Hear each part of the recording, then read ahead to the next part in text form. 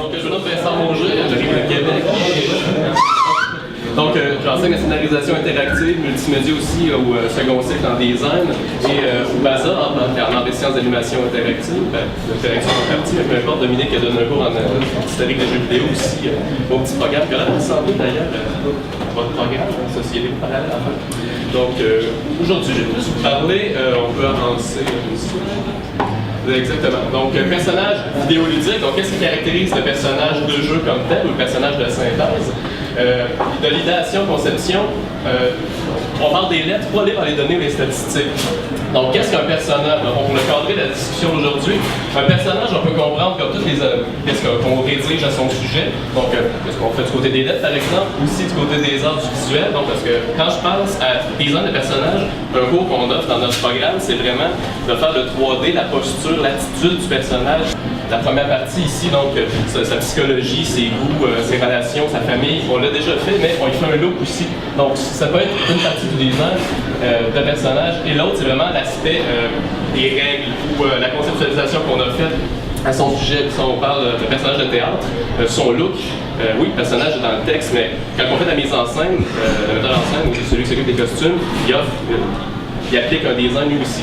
Donc, c'est une autre façon de faire. Et la différence dans le personnage de jeu ou le personnage de synthèse en 3D, c'est la technologie, l'aspect plus scientifique, donc il y a la programmation qui est derrière tout ça. Donc, c'est qu'est-ce qu'ils ajoutent. Donc, aujourd'hui, moi, de ce dont je vais vous parler, c'est des lettres au design comme tel. Donc, ça peut s'appliquer de bien à un à l'autre. Alors, pour arriver à ça, on va parler brièvement du personnage, on va aller dans les caractérisations. La caractérisation, ça c'est vraiment comment on individualise un personnage. Ça s'applique à tous les médias, en fait. Une fois qu'on sait faire ça, on peut le faire pour les jeux, pour un roman, peu importe. Les caractéristiques, ça c'est qu'est-ce qui est plus propre au jeu comme tel. On rentre dans l'aspect statistique, systémique comme tel. On peut parler un petit peu des personnages joueurs, PNJ, puis la constellation de personnages qui est dans le système derrière ça, mais là, c'était plus général, alors à la limite, on peut couper un petit peu. Je suis, merci.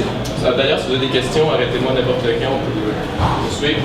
Donc, naissance et évolution du personnage, on en a parlé aujourd'hui, c'est donc on va prendre un parallèle. Un personnage, on peut le voir comme étant implicite ou représenté. Donc, ça qui est à l'écran, ou ça qu'on ne voit pas du tout. Donc, quand on parle d'un personnage qui est le talent protagoniste ou qui n'existe pas vraiment ou pas, ben c'est un peu ça, c'est pas un avatar ou un acteur. Donc, c'est une autre façon de le comprendre aussi. Le personnage, dans un first-person shooter, souvent, il va être implicite, même s'il peut être très conceptualisé, il peut avoir un historique et tout, qu'on ne verra jamais. Donc, dans ce cas-là, on ne verra pas. Ou des fois, il n'y a juste pas de personnage, on contrôle une situation, on se doute qu'on est un personnage parce que le gestionnaire en chef de tout ça, comme dans, je sais pas, la mère dans SimCity par exemple. Donc, c'est une façon de le concevoir aussi. Donc, quand on parle de character design, souvent on va le représenter à fond parce que ça, c'est le propre des jeux qui sont plus actuels, donc il y a plus de ressources et tout, on va y arriver. Alors, quand au début, les jeux étaient plus d'ordre fonctionnel, le personnage ou l'icône était plus d'ordre fonctionnel. Donc, c'était pas vraiment anthropomorphe, c'était des graphismes de base, c'est l'admiration graphique qui a pu faire qu'on ait des caractères riches et complexes et s'approcher des films. Une belle figure, c'est tiré de Video Game Theory Reader, un texte de Mark Wolf, donc Abstraction in Video Games. On voit des beaux graphiques ici, des voitures, il y a des personnages, puis sans domaine d'imagination, il y a des avions. C'est vraiment un petit là, ça rappelle des souvenirs. Donc, merci. Donc, ce vaisseau spatial, voiture, char d'assaut, ça nécessitait un minimum d'animation. C'est pour ça qu'on allait vers ça. Mais dans les années 80, la plupart sont devenus représentés, et c'est là que les dessins animés est apparu, dans le fond, les ressources pour. Et le parallèle avec les bandes dessinées, tantôt, est très pertinent. Un livre à ce sujet-là de Scott McCloud, Understanding Comics, que je vous conseille vraiment, c'est du super beau travail. La manière qu'ils font le personnage, ça va très très bien pour la vidéo. Lui suggère que les personnages de bande dessinée, que certains jeux sont vides. Notre identité, notre conscience, ils sont aspirés. En tout cas, quand ils creusent, ils nous permettent d'aller vers un autre monde. Donc, Mark Wolf, lui, dans son article, il voyait comme l'abstraction comme une aide à l'identification, plutôt quelque chose qui aliène. Alors, en fait, sa protagoniste, c'est comme une extrême de tout ça qui est peut-être un peu douteuse. Merci. Donc, icône, figure simple, avatar, donc ça c'est plus complexe. On parle plus d'un véhicule pour se promener, il y a plein de définitions. On va la sauter, que c'est pas vraiment important. Mais tout le monde sait que l'avatar, c'est l'incarnation d'un dieu sur Terre et tout, c'est un historique. Comme ça part d'un jeu vidéo quand même, mais ensuite c'est dans la science-fiction qu'on explorait beaucoup. Donc on est dans une autre catégorie, donc on monte en complexité, et une des formes de complexité, c'est les émotions qu'il faut réussir à représenter.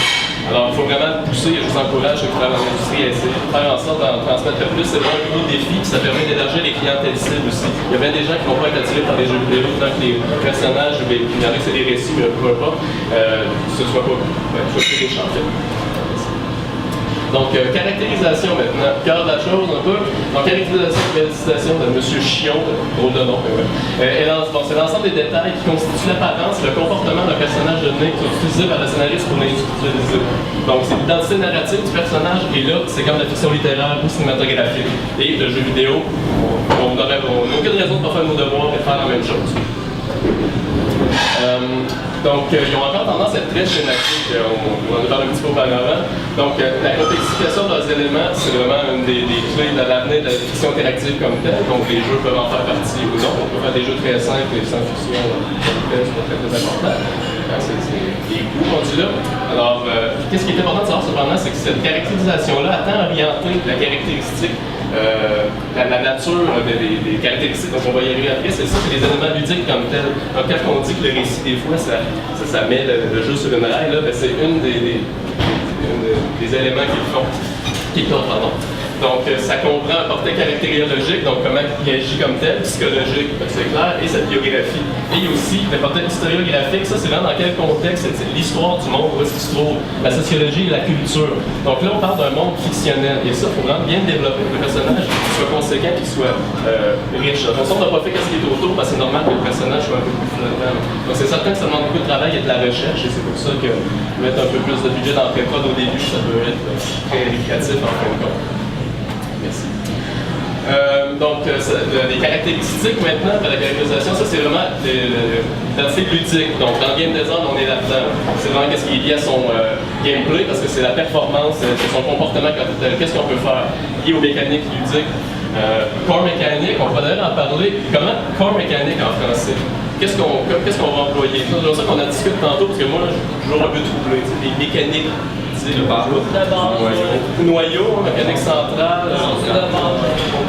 pour pas discuter, ça m'intéresse. Donc, spécifique aux mécaniques en action, compétences, attributs, mouvement physique. Entre autres, ce qui est géré par le joueur, ou qu'on délègue à un système avec le joueur pourrait faire, si on édite le jeu par exemple. Qu'est-ce qui est bien important, c'est de les concevoir en fonction des épreuves. Sur ça, on en a parlé un petit peu aujourd'hui, donc les objectifs, la motivation et tout. Donc c'est vraiment lié au game design. Donc quand on fait un bon personnage, ben, il faut qu'on ait l'idée de notre design de jeu ici. Parce que tout ça va être interrelié. Donc tout est synergique. Donc, on peut construire, merci. Dans l'exemple de corps mécanique, bon, ben, ça, il y en a des générales qui est plus au micro, donc ça donne une idée, mais vous savez de quoi je parle de toute façon. On est des initiés. Donc, les types de caractéristiques, une belle façon de les comprendre, que je trouve efficace, Guardiola, qui a fait un petit guide de rédaction du jeu, bien accessible pour vous introduire à ça, c'est vraiment très bien fait, c'est en français. C'est rare. Ça s'appelle écrire pour le jeu. Exact, tout simplement. Donc, trois types de caractéristiques. Donc, habilité, donc manipulation impliquant le personnage dans l'environnement, pas de bien avec les ressources, c'est ça qui caractérise. Compétence, ça c'est la manipulation des ressources. Puis statistique, ça c'est qu'est-ce qui forme le personnage. Donc, ça comptabilise les ressources, justement, ou comment que les compétences vont altérer le personnage. Donc, c'est un beau petit système pour le comprendre. Donc, quelques applications. Donc, il y a fait de Donjon Dragon aussi. Donc, troisième édition, il y a peut-être des rôlistes dans la salle. Selon l'état de Guardiola, les habilités, par exemple, le fait d'attaquer, il y a les compétences, pas compliqué, c'est des skills, et il y a c'est tout. J'avais pas d'autres éléments. Les attributs, c'est ça, les statistiques. Donc, ça, c'est qu'est-ce qui compose le personnage. On a des statistiques physiques, mentales, sociales. Donc, 3 physiques, 2 mentales, 1 sociale. Quoique tous ceux qui ont joué à Donjon Dragon savent que ça revient tout au même et qu'on tape avec notre charisme quand on est un sorcier. Et c'est tout à fait normal quand on considère que le jeu, qui s'influence beaucoup de jeux vidéo évidemment, mais c'est fondé sur un système très guerrier à la risque qui s'appelle Chainmail. Donc on peut sortir de ces stéréotypes-là, pardon. Et un autre exemple, justement, c'est carrément Diablo et tout. Merci. Donc, autre système ici, c'est Storyteller de système. Donc, déjà, il y a une prétention à faire une histoire plus profonde. De White Wolf, qui est visionniste CCP, qui travaille, il gère EVE Online, un très bon jeu de simulation spatiale. Complexe, pas facile d'approche. Donc, là-dedans aussi, habilités, attributs qui sont, les compétences, skills, c'est constitué de statistiques. Cependant, c'est en colonne, ici en rangée. Donc, il y en a qui sont en puissance, adresse et résistance, et physique, mentale, sociale. Donc, en faisant des paires, on peut absolument à peu près tout faire. Si je prends force et médecine, je vais faire garrot. C'est pas plus compliqué que ça. Donc, on peut tout mélanger. On peut simuler n'importe quelle situation, n'importe quel individu, comme je me suis à peu près fait sur la feuille. Ça fonctionne quand même. C'est une modélisation. Merci. Personnage joueur, donc modalité d'action, sans comprendre, quoique on est. C'est classique. Donc, action, c'est assez en choix et liberté. Je vous apprends pas grand-chose. C'est relatif. Et c'est relatif à quoi? Les règles et les mécaniques narratives du jeu.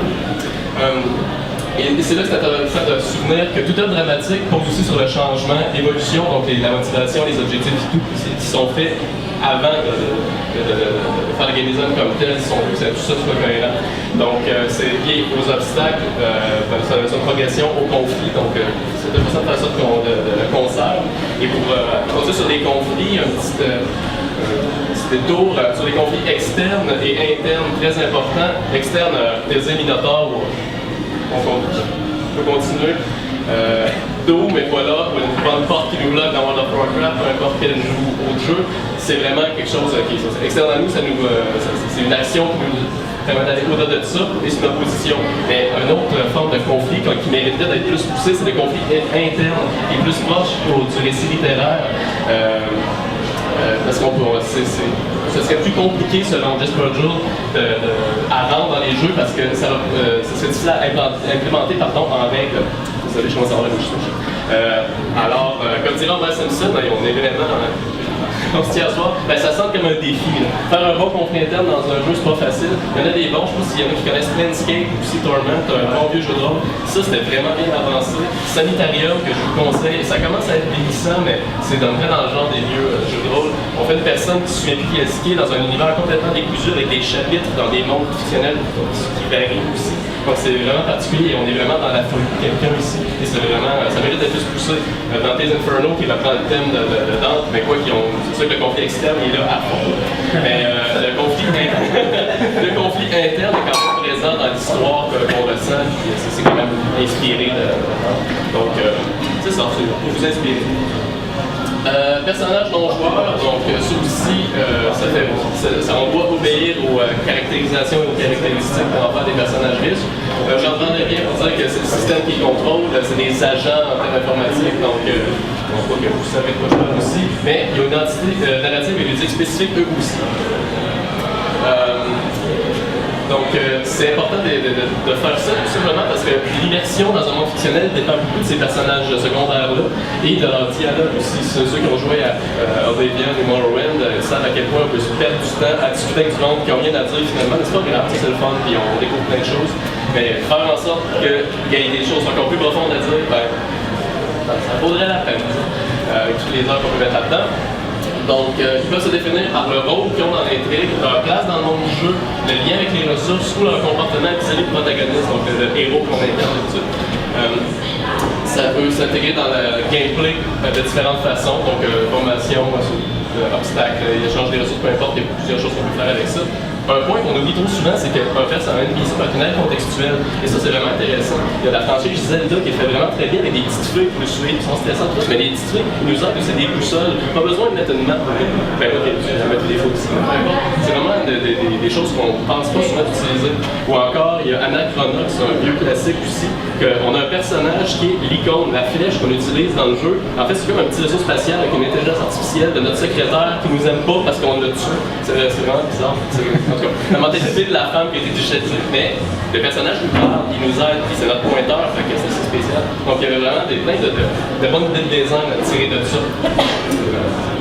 Donc, type de PNJ, mais il y en a plusieurs exemples de fonctions. Il y a clairement au gameplay, c'est clair qu'on a des alliés, il y a des civils qui meurent dans l'environnement, il y a des personnages d'arrière-plan qui font que le monde est vraiment riche, il y a des personnages qui servent juste à nourrir l'histoire, marchant en échange, peu importe des mini-créatures qui soient souvent contre ou neutres face à nous.